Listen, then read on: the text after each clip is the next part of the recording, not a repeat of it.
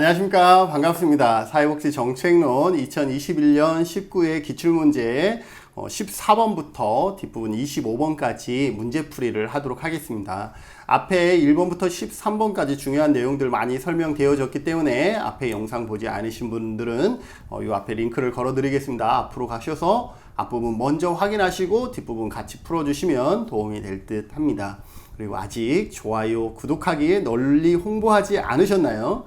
복지인 연구소 채널 좋아요, 구독하기 눌러주시고 또 주변에 1급 공부하시는 분들이 있다 그러면 홍보해 주셔서 더 많은 분들이 영상을 통해서 도움받을 수 있도록 해주시면 저도 큰 보람을 느끼는 계기가 될 것 같습니다. 네, 14번 문제부터 바로 풀이 들어가도록 하겠습니다. 14번입니다. 14번 사회복지 정책의 재정에 관한 설명으로 옳은 것은 그랬습니다. 우리가 18회 기출을 풀었다 그러면 18회 기출도 올려놨기 때문에 여러분들 18회 기출도 반드시 보셔야 됩니다. 17, 18회 기출문제 보시면 이렇게 나오는구나 알 수 있는데 항상 시험은 전년도, 전전년도에 냈던 문항들을 다시 이렇게 짜집어서 내는 경우가 많거든요. 18회 어떤 문제가 있었냐 하면 소득 재분배 효과. 소득 재분배 효과가 작은 것에서부터 큰 순으로 정리된 것은 해서 찾으라는 것이 있었어요. 거기에 정액제, 정률제, 그 다음에 연동제가 있었습니다. 정액제는 그냥 모든 사람이 5만원씩 내는 거예요. 잘 사는 사람도 5만원, 못 사는 사람도 5만원 내는 거. 소득 재분배 효과가 없죠. 그죠? 정률제는 10% 내는 거예요. 잘 사는 사람은 100만원에 10% 내니까 10만원 내고 못 사는 사람은 10만원에 10%에 만원을 내니까 그 금액의 차이가 있으니까 소득 재분배 효과가 있죠. 있습니다. 연동제. 연동제는 물가 상승률까지도 연동하는 거예요. 이것을 연동하는 거예요. 자, 그러면 세금에다가 물가 상승까지 연동되니까 세금의 X가 더 커지겠죠. 그러니 어떻게 돼요? 소득 재분배 효과가 작은 것에서 큰 수는 뭐예요? 정액제, 정률제, 연동제 순으로 간다라는 거 기억해 주시면서 문제 풀어보도록 하겠습니다. 한국의 사회복지 정책 재원은 주로 민간 기금에 의존한다 그랬는데 우리 한국의 사회복지 정책은 주로 공공재정. 민간에 돈이 없잖아요. 그죠? 그래서 공공재원을 의존한다라고 바꾸셔야 맞는 설명이 되고요. 두 번째, 사회복지 재정이 수행하는 기능 가운데 하나는 소득 재분배이다. 사회복지 재정을 통해서 달성하고자 하는 것이 뭐예요? 소득 재분배 효과가 있죠. 그래서 2번은 옳은 설명이 되겠습니다. 세 번째, 조세가 역진적일수록 소득 재분배의 기능이 크다. 아니요, 누진적이라 해야죠. 역진적이라는 것은 잘 사는 사람은 적게 내고 못 사는 사람은 많이 내는 뭔가 부당한 것을 역진적이다라고 얘기를 합니다. 그래서 일반적으로 조세는 누진적 성격이 있어야만이 소득 재분배의 효과가 크죠. 예를 들어서 전기를 많이 쓴 사람, 여름에 이런 문제가 많이 나오죠. 전기를 많이 쓴 사람은 전기의 기본 단가 자체가 확 커져 버리죠. 어느 정도 이상이면. 그리고 전기를 적게 쓰는 사람은 그 기본 단가 자체가 낮잖아요. 이렇게 기본 단가 자체를 전기를 많이 쓰면 많이 쓸수록 단가를 높여버리는 이러한 것들을 누진적이다라고 합니다. 또 누진세라고 얘기를 하죠. 이러한 누진세 적용은 소득 재분배 효과가 큽니다. 반면에 역진성이라는 것은 이러한 소득 재분배 효과가 작은 것을 얘기를 했죠. 예를 들어서 사회보험에는 물론 소득에 비례해서 내기 때문에 소득 재분배 효과는 있지만 반대로 역징성도 있다라는 거예요. 건강보험이나 국민연금 같은 경우는 사회보험 상한제가 있기 때문에 돈을 많이 벌어도 이 이상 내지 않는 거예요. 상한액 이상은. 그러면 이거는 뭐예요? 누진적 소득 재분배 효과가 있긴 하지만 한계를 정해줘 버렸기 때문에 이 한계 이상에서는 소득 재분배 효과가 발생하지 않죠. 그것을 우리는 역진성이 있다라고 설명을 하는 것이죠. 그래서 조세가 역진적일수록 소득 재분배의 기능이 크다? 아니요. 누진적일수록. 그래서 잘못된 설명이고요. 한국의 조세 부담률은 OECD 회원국의 평균보다 높다? 아니요. 우리나라의 조세 부담률은 현재 OECD 국가보다 낮은 편이고요. 사회복지 재원으로 이용료는 연동제보다 정액제일 때 소득 재분배의 효과가 크다. 18회의 기출문제를 풀었던 사람은 이 문제를 알 수가 있는 것이죠. 연동제가 소득 재분배 효과가 더 큽니다. 그래서 잘못된 설명이죠. 그래서 옳은 설명은 2번이 되겠습니다. 정답 확인해 주시고요. 자, 15번 풀겠습니다. 사회복지 전달 체계에 의해서 제공되는 재화나 서비스의 속성 등에 관한 설명으로 옳은 것은 그랬습니다. 지문 하나하나 살펴보면서 정답을 찾아보도록 하겠습니다. 사회복지 재화나 서비스는 단일한 전달 체계에서 독점적으로 제공하는 것이 바람직하다. 아니요, 단일한 전달 체계에서 독점적으로 제공하는 것은 오히려 서비스의 질도 낮출 수가 있고 접근성도 낮출 수가 있습니다. 그래서 이거는 서비스의 질과 접근성에 문제가 발생할 수 있다. 그래서 단일한이 아니라 다양한 전달 체계에, 그래서 공공 전달 체계, 민간 전달 체계, 또 그 안에서의 다양한 시설들, 이렇게 다양한 전달 체계에서 제공하는 것이 훨씬 더 바람직하다라고 할 수가 있습니다. 그래서 틀렸고요. 두 번째, 공공재. 우리가 기출 문제에서 앞부분에 나왔죠. 공공재는 어떤 거예요? 비경합성과 비배제성. 비경합성과 비배제성을 갖는 성격, 이거 성격을 갖는 것을 공공재라 그랬고, 공공재는 누가 하면 좋다 그랬어요? 이러한 비경합성과 비배제성의 문제 때문에 누가? 국가에서, 민간이 아니라 국가에서 해야 한다라고 설명했죠. 그러면 공공재적인 성격이 강한 재화나 서비스는 민간에서 제공하는 것이 아니요, 공공에서 제공하는 것이 바람직합니다. 그래서 틀렸고요.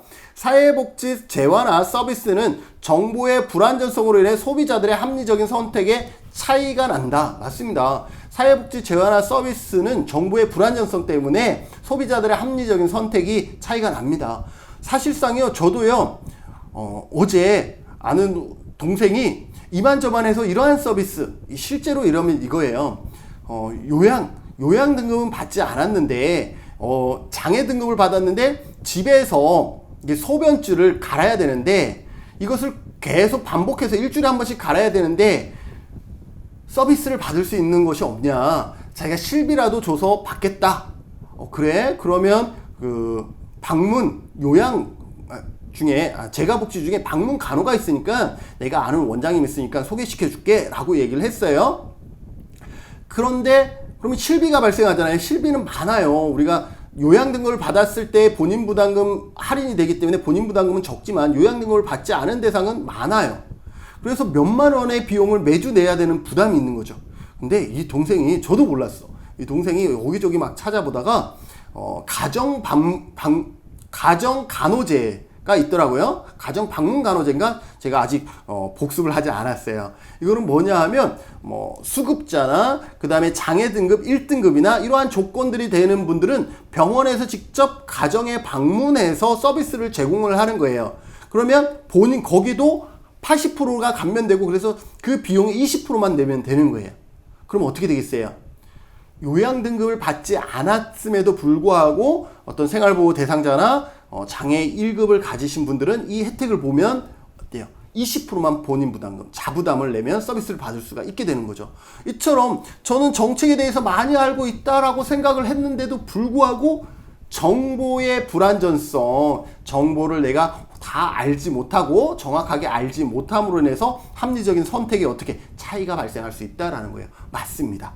그래서 3번은 옳은 것이고요. 그래서 옳은 것은 정답은 3번이 되겠고, 4번 공공 부분의 전달 체계는 경쟁 체계가 이루어지기 때문에 효율적이다 라고 얘기를 했는데, 공공 부분, 국가에서 하는, 일반적으로 국가에서 하는 것을 공공이라고 볼 수가 있겠죠. 공공은 일반적으로 보편적인 서비스를 많이 실시합니다. 보편적. 그래서 전달 체계는 경쟁 체계가 이루어진다라고 볼 수가 없죠. 보편적인 경우는 경쟁이 하지 않고 누구나 받을 수 있는 그러한 체계를 얘기를 하기 때문에 공공에서 하는 경우는, 보편적인 정책은 보통 공공에서 하는 경우가 많습니다. 그래서 옳지 않고요. 5번 사회복지 재화나 서비스는 수급자에 의해 오용과 남용의 문제가 발생하지 않는다 그랬는데, 재화나 서비스는 수급자에 의해 서비스가 일반적으로 무료로 받는 경우들이 많잖아요. 그러다 보니까 뭐예요? 오용과 남용의 문제가 발생할 수 있다는 거죠. 건강보험도 마찬가지예요. 1989년 기억하세요? 건강보험 1989년에 전국민 건강보험이 도입되면서, 그전에는 아프면은 집이 망할 정도로 병원 부담이 컸었는데, 건강보험이 1989년 이후에 전국민 건강보험이 도입되면서 이제는 어때요? 병원비 때문에 고민하는 사람이 물론 아주 중한 질병이면 있지만 작은 질병은 그렇지 않잖아요. 그래서 어떻게 해요? 우리 어르신들 어떻게 한다 그래요? 병원 쇼핑한다 그러잖아요. 오전에는 뭐 물리치료 어디 가서 물리치료 받고, 이것도 어떻게 보면은 건강보험이 잘 돼 있기 때문이잖아요. 이처럼 사회복지 재활한 서비스는 수급자들에 의해서 오용과 남용의 문제가 발생할 수 있다라는 것이 옳은 설명이죠. 근데 발생하지 않는다 그랬으니 틀렸습니다. 그래서 옳은 것은 정답은 3번이 되겠습니다. 그래서 정답 확인해 주시고요. 16번입니다. 자활지원 사업에 관한 설명으로 옳지 않은 것은, 자활사업 했으니까 우리가 사회적 경제를 보면 네 가지가 있죠. 뭐가 있어요? 사회적 기업은 어디서 하죠? 네, 고용노동부에서 합니다. 고용노동부에서 하고, 관련 법이 뭐예요? 사회적 기업 육성법에 의해서 한다라는 것도 기억해 주시면 좋을 것 같고, 두 번째 마을기업 볼까요? 마을기업의 주무부서는 어디예요? 행안부,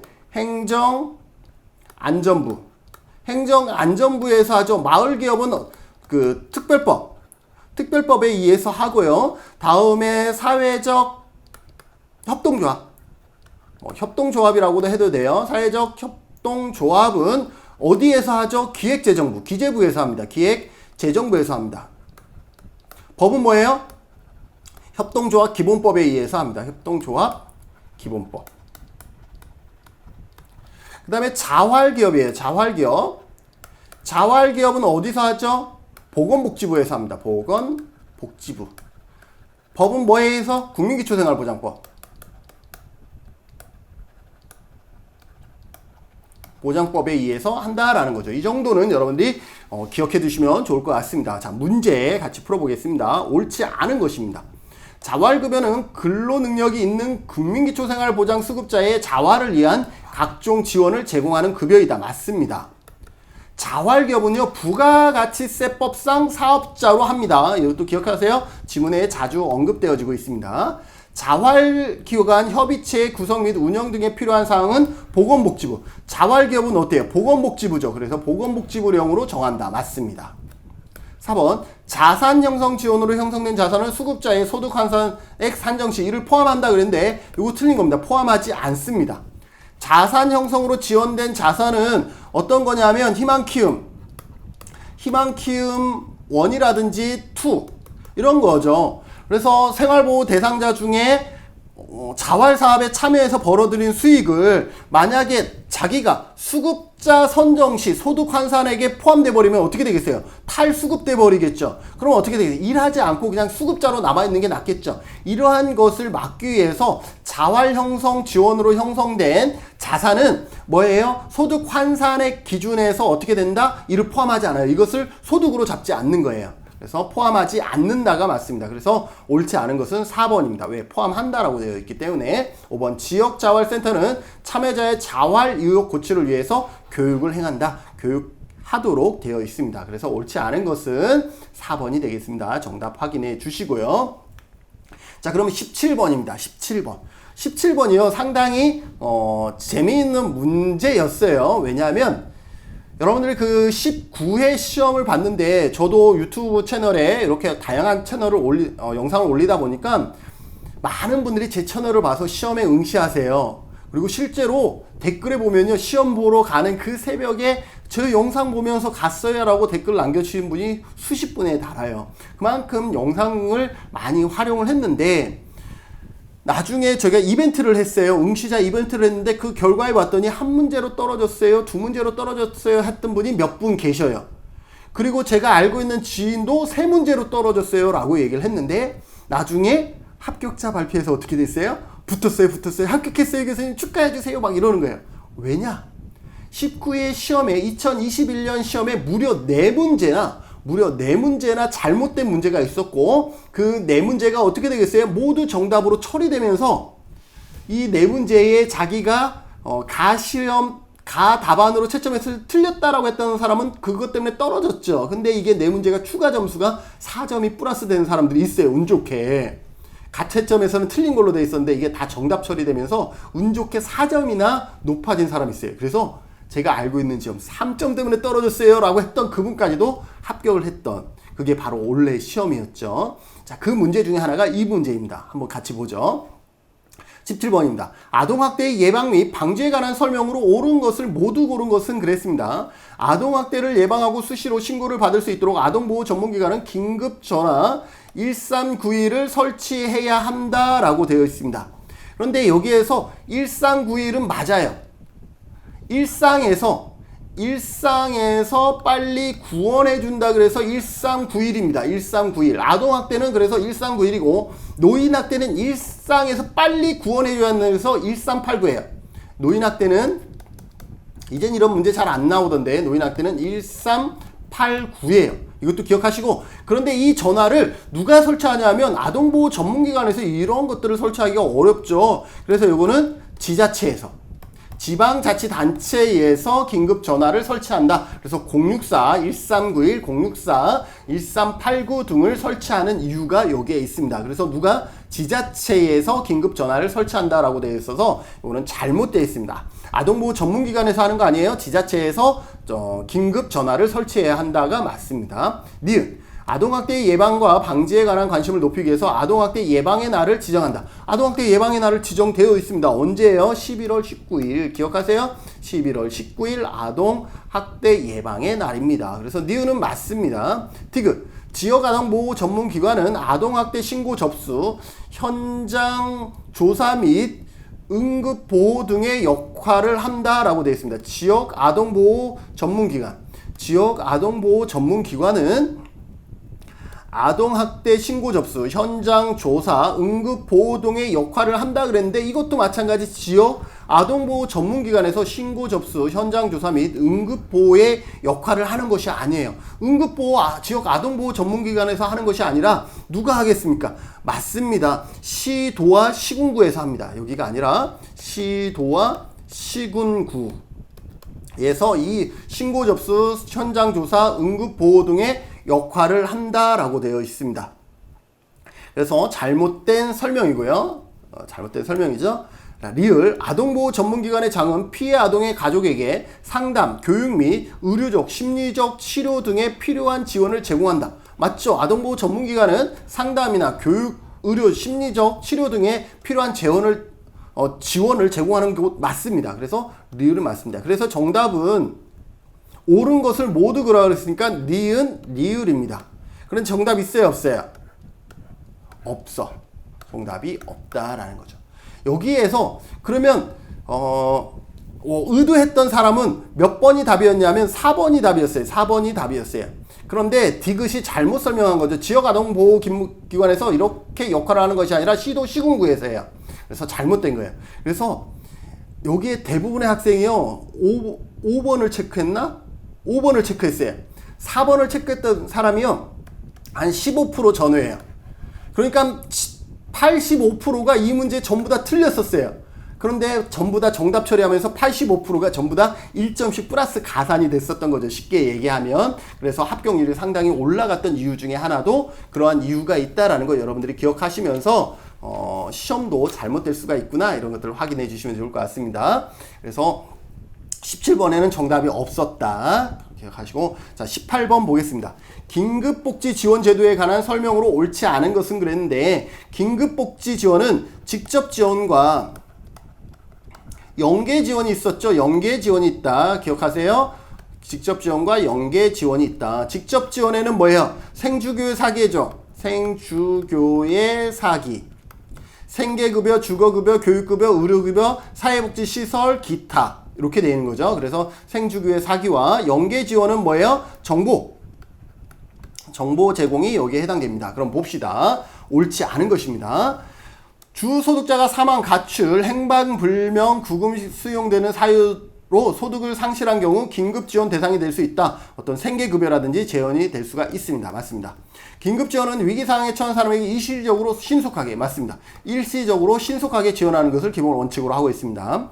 긴급지원의 종류에는 금전 또는 현물 등의 직접지원과 민간기관 단체와의 연계의 지원이 있다. 봐요. 직접지원과 연계 지원이 있다라고 하는 것 맞습니다. 사회복지사업법에 따른 사회복지시설의 종사자는 긴급 지원을 요청할 수가 있다. 사회복지사업법에 따른 사회복지시설의 종사자는 긴급 지원을 요청할 수가 당연히 있죠. 모든 사람이 요청할 수가 있습니다. 모든 사람이. 5번 국민기초생활보장법에 따른 지원을 받고 있는 경우에는 긴급복지지원법을 우선 적용한다 그랬는데 그렇지 않고요. 항상 전제가 있습니다. 타 법에 의해 동일한 지원을 받고 있는 경우, 동일한 지원을 받고 있는 경우는 어떻게 한다? 지원하지 않는다. 그러니까 중복급여가 될 수 있잖아요. 그래서 국민기초생활보장법에 따른 지원을 받고 있는 경우에는 긴급복지 지원이 우선이 아니라 국기법에서 이미 받고 있기 때문에 긴급복지 지원을 어떻게 한다라는 거예요? 지원하지 않는다가 정답입니다. 그래서 중복 구제는 하지 않는다라는 거예요. 그래서 잘못 설명한 것은 5번이 되겠습니다. 정답 확인해 주시고요. 자, 19번 사회복지 운동에 관한 설명으로 옳지 않은 것입니다. 민간의 사회복지 정책 방향 내용에 대해 특정한 견해를 가지고 이를 관철시키기 위한 실천이다. 민간이 맞습니다. 여러 사회복지 정책 중에 하나, 이것도 사회복지 운동도 여러 사회복지 정책 실천 중에 정책을 실천하는 방법 중에 하나 맞죠. 사회복지시설 종사자는 사회복지 운동의 주체가 될 수 없다? 아니요. 사회복지시설의 종사자도 사회복지 운동을 할 수는 있어요. 그죠? 그러나 좀 제한적일 수는 있지만 사회복지 운동을 할 수가 있죠. 우리 다양한 사회복지 운동 하고 있잖아요. 그래서 없다. 잘못되어 있습니다. 있다. 그래서 옳지 않은 것은 3번이 되겠습니다. 사회복지 운동을 통해 특정 사회복지 정책이 선거 정치의 의제가 되도록 촉구할 수 있다. 이런 거 많이 하고 있잖아요. 그죠? 뭐 복지국가 뭐 연대라든지 뭐 이런 거 막 있잖아요. 그죠? 1990년대 국민 최저선 확보 운동, 사회복지 입법 청원 운동 여기 있네요. 그죠? 등이 사회복지 운동의 예가 될 수 있다라고 얘기하고 있습니다. 그래서 정답은 3번이 되겠습니다. 자, 20번입니다. 사회보험 제도에 관한 설명으로 옳지 않은 것은 그랬습니다. 사회보험 제도는 위험의 분산이라는 보험기술, 사회보험 제도는 위험분산, 보험기술, 강제가입 이러한 특징들이 있죠. 그 다음에 사회보험 급여를 받을 권리 여부는 자산조사에 근거한다. 아니죠. 사회보험 뭐예요? 기여. 자산조사가 아니라 기여 여부에 근거한다. 기여 여부와 위험률, 위험 발생. 내가 돈을 냈고 기여했고 또 어떤 산재라든지 실업이라든지 이러한 위험 발생이 되면 내가 받을 수가 있는 거예요. 그래서 자산조사는 이건 뭐예요? 공공부조죠. 그래서 사회보험이라고 하면 기여 여부와 위험 발생에 근거한다라고 해야 맞습니다. 옳지 않은 거. 그래서 정답은 2번이 되겠네요. 3번. 한국의 사회보험 제도는 의무가입을 원칙으로 한다. 의무가입, 강제가입 맞죠? 사회보험은 위험 이전과 위험의 광범위한 공동부담 맞습니다. 이 용어들을 여러분들이 기억하세요. 위험을 이전하고 위험의 광범위한 공동부담 이러한 용어들을 여러분들이 잘 익숙하게 기억하시면 좋을 것 같고, 사회보험은 피보험자의 욕구에 기초하지 않고 피보험자의 욕구에 기초하지 않죠. 그럼 뭐해? 사전에 결정된 급여를 제공한다라는 거예요. 그래서 요것도 여러분들이 기억해 두세요. 좀 어렵잖아요. 이거 공부하지 않으면 이거 어렵거든요. 받아들이기. 피보험자의 욕구에 기초하지 않아요. 뭐에? 사전에 결정된 급여를 제공한다라는 거죠. 국민연금 내가 얼마 냈느냐에 따라서 급여가 결정되죠. 내가 나중에 많이 쓰고 싶어? 그럼 많이 주세요. 이렇게 할 수가 없는 것이죠. 그래서 맞다라는 거예요. 그래서 옳지 않은 것은 2번이 되겠습니다. 여러분들 확인해 주시고요. 자, 21번. 연금제도의 적립 방식과 부과 방식에 관한 설명으로 옳은 것. 자, 연금은 공적 연금이에요. 연금은 적립 방식과 부과 방식이 있습니다. 적립 방식은 뭐예요? 내가 냈던 것을 내가 나중에 받는 거예요. 우리나라의 국민연금은 수정 적립 방식이죠. 내가 낸 돈을 과거에 내가 낸 돈을 나중에 미래에 내가 받는 거죠. 그러니 이거 뭐예요? 내가 냈던 것을 내가 받기 때문에 세대 내 재분배 효과가 있는 거죠. 세대 내 재분배 효과. 그리고 국민연금은 이거 내가 내서 나중에 받을 때까지 자본이 어떻게 돼요? 축적되죠. 그래서 자본 축적 기능이 있습니다. 자본이 축적됐다라는 것은 뭐예요? 기금이 확보됐다. 연기금이 확보됐다. 기금 확보가 되는 것이죠. 이러한 특징들이 있습니다. 반면에 부가 방식은 우리나라의 건강보험이에요. 건강보험. 우리나라의 건강보험은 그해 2021년에 필요한 돈을 그해 걷어서 그해다 지출하는 거예요. 자, 그러면 어때요? 올해 노년층이 이만큼 많고 영유아가 이만해요. 그러면 요 층에서 요 경제활동 가능 인구에서 여기를 다 도와줘야 되겠죠. 그러니 어떻게 돼요? 세대 간 재분배. 여기는 세대 간 재분배 효과가 크다라고 할 수가 있죠. 자, 문제 풀어봅시다. 적립 방식은 부가 방식에 비해 세대 내 소득 재분배 효과가 크다. 적립 방식은 세대 내 맞죠? 세대 내 재분배 크다. 맞습니다. 부가 방식은 적립 방식에 비해 자본 축적, 부가 방식은 적립 방식의 기금 확보, 자본 축적과 기금 확보도 누가 많아요? 적립 방식이 많다라는데 이건 잘못됐죠. 그래서 정답은 1번이 되겠습니다. 정답 확인해 주시고요. 22번입니다. 고용보험에 관한 설명으로 옳은 것은 그랬습니다. 1번 고용보험료는 고용보험위원회에서 부가 징수한다 그랬는데 고용보험뿐만 아니라 우리나라 사회보험은 어디서 2011년부터 건강보험공단에서 뭐 하고 있어요? 통합징수하고 있죠. 통합징수하고 있습니다.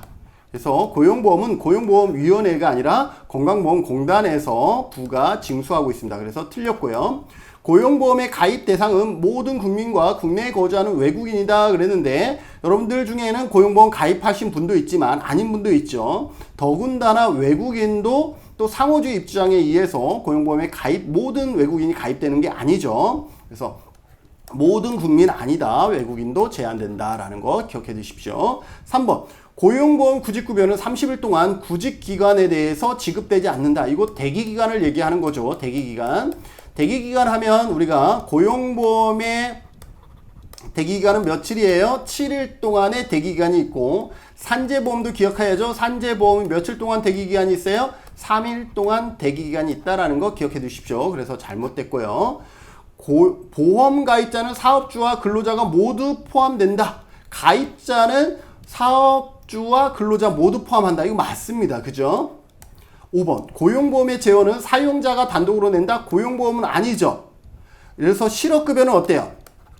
실업급여는 사용자와 근로자가 반반 내죠. 그런데 실업급여뿐만 아니라 고용보험에는 뭐가 있어요? 고용안정과 직업능력 개발 사업.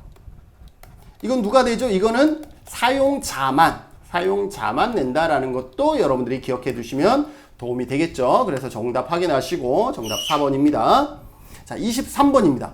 소득 재분배에 관한 설명으로 옳은 것을 모두 고른 것은 그랬습니다. 1번 조세를 재원으로 하는 공공부조에서는 제도에서 일반적으로 나타난다. 소득 재분배 효과는요. 소득 재분배에 조세도 있을 것이고 사회보험도 있잖아요. 그죠? 소득 재분배 효과가 어디서 많이 나요? 조세에서 소득 재분배 효과가 많이 발생합니다. 사회보험료는 아까 뭐 있어요? 상한제가 있어서 어떤 효과가 있다 그랬죠? 역진성이 발생한다 그랬죠? 역진성. 조세는 어때요? 반대로 누진적이죠. 누진성이 있죠. 그래서 조세가 소득 재분배 효과가 더 크다라는 거죠. 그래서 1번 맞습니다. 니은 사회적 취약계층을 대상으로 하는 사회복지 서비스는 수직적 재분배의 효과가 있다. 취약계층을 대상으로 하는 것은 공공부조죠. 공공부조는 조세를 통해서 공공부조가 이루어지죠. 공공부조. 그러니 얘도 맞아요. 조세를 통해서 공공부조가 이루어지다 보니까 수직 재분배 효과가 있습니다. 그래서 맞습니다. 위험 미발생 집단에서 위험 발생 집단으로 소득이 이전되는 것은 수평적 소득 재분배에 해당한다라는 거예요. 수평적 소득 재분배는 뭐예요? 건강한 사람에게서 건강이 좋지 않은 사람에게서 지금 직장 생활을 하고 있는 사람이 실업자에게 이렇게 이전되는 것을 뭐라 그래요? 이건 수평적 재분배라고 얘기할 수 있죠. 그래서 수평적 소득 재분배에 해당한다. 맞습니다. 이거는 보통 사회보험에서 발생하죠. 사회보험이 이러한 효과가 있는 것이죠. 재원 조달 측면에서 부조 방식이 보험 방식보다 재분배 효과가 크다. 부조 방식 여기 나와 있죠. 부조는 공공부조이고 조세 소득재분배를 통한. 그래서 공공부조와 사회보험을 하면 소득 재분배 효과는 공공부조가 수직적인 재분배 효과가 훨씬 큰 거죠. 그래서 맞습니다. 그래서 여기에서는 모두 맞다. 정답은 5번이 되겠습니다. 정답 확인해 주시면 되겠습니다. 자, 24번입니다. 국민건강보험제도에 관한 설명으로 옳은 것은 그랬는데, 건강보험제도에서 많이 나오는 것은 조합주의에서 통합주의로 넘어간 거예요. 그래서 언제? 1989년에 전국민 건강보험 도입된 거 아까 설명했죠. 그래서 그렇게 기억하시고, 2000년에 어떻게 됐어요? 조직이 통합되죠. 조직이 통합됩니다. 그리고 2003년에 어떻게 돼요? 조직 플러스 이제 재정까지도 완전 통합이 됩니다. 완전 통합 된다라는 거 기억해 두세요. 그래서 이전에는 조합주의 하면 독일 생각하라 그랬어요. 조합주의에서 이제 통합주의로 넘어갔다라고 보시면 되겠습니다. 국민기초생활보장제도는 반대로 통합에서 이제 조합, 맞춤형으로 넘어간 것이죠. 자, 봅시다. 본인의 의사에 따라 임의 가입할 수 있다. 건강보험료는요, 강제 가입입니다. 여러분들 건강보험 나 안 내고 싶어 해서 안 낼 수 없는 거죠. 그래서 임의 가입할 수 있다. 잘못돼 있죠. 그래서 틀렸습니다. 조합방식 의료보험 제도가 통합방식으로 전환되어 국민건강보험제도가 변경되었다. 맞죠? 완전히 통합된 거 언제? 2003년. 부분 통합된 거 2000년. 맞습니다. 그래서 정답 2번입니다. 3번. 건강보험료는 수직적 소득 재분배의 기능을 하지 않는다. 그렇지는 않아요. 수평적 소득 재분배의 효과가 크고 역진성이 있긴 있지만, 건강보험도 뭐예요? 정률제죠. 정률제. 정액제와 아까 얘기했던 정액제와 정률제, 연동제 기억하세요?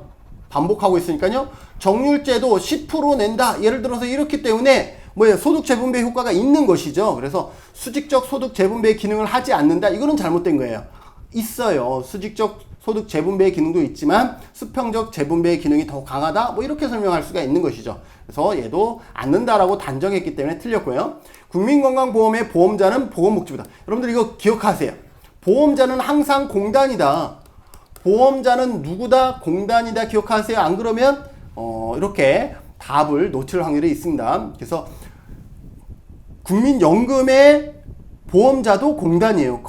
건강보험의 보험자도 공단이에요. 공단, 건강보험공단, 국민연금공단 이렇게 각각 보험자는 공단이다라는 걸 기억하시고, 보건복지부 아니다라는 거예요. 그래서 틀렸고요. 직장가입자의 보험료는 평균 보수 월액의 보험료율을 곱하여 얻은 금액이다라고 했는데, 직장가입자의 보험료는요, 평균 보수 월액이 아니라 이달 보수 월액에 하죠. 그래서 평균을 지워야 됩니다. 그냥 매달 보수 월액, 월이라는 건 매달 받는 거잖아요. 그래서 보수 월액의 보험료율을 곱한 거다라고 보시면 되겠습니다. 평균이라는 것을 굳이 집어넣을 필요가 없었다라는 것을 기억해 두시면 되겠습니다. 그래서 정답은 2번이 되겠습니다. 자, 어느덧 마지막 문제입니다. 25번. 사회복지 정책 평가 유행에 관한 설명으로 옳은 것은 그랬습니다. 과정평가와 결과평가, 그 다음에 성과평가가 있죠. 과정평가는 정책 집행 후에 평가하는 것을 결과평가죠. 그래서 얘는 정책 집행 후에 평가하는 것을 뭐라 그래요? 결과평가라고 얘기할 수가 있고요. 결과평가는 정책 집행 중간에 하는 건 뭐예요? 이게 과정, 이 둘이 바뀌었어요. 그죠? 정책 집행 중간에 하는 것은 과정평가다. 둘이 바뀌었습니다. 총괄평가는 정책이 집행되고 난 후 정책이 사회에 미친 영향을 평가하는 것이다. 그 영향을 평가하는 것, 그 결과를 평가하는 건 맞습니다. 총괄평가는 그 결과, 영향을 평가하는 것이다. 맞습니다. 효율성 평가는 정책 집행의 결과에 따른 정책의 목적이 달성됐느냐를 살펴보는 것은 효과성 평가예요. 효과성 평가. 그래서 잘못됐고요. 효과성 평가는 정책의 효과를 투입된 자원과 대비하는 평가. 최소의 비용으로 최대의 효과를 발생하는 것, 이건 뭐예요? 이거는 효율성 평가죠. 그러고 보니 여기도 설명이 이렇게 앞뒤로 바뀌었습니다. 그래서 설명으로 옳은 것은 정답은 3번이 되겠습니다. 정답 3번 확인해 주시고요.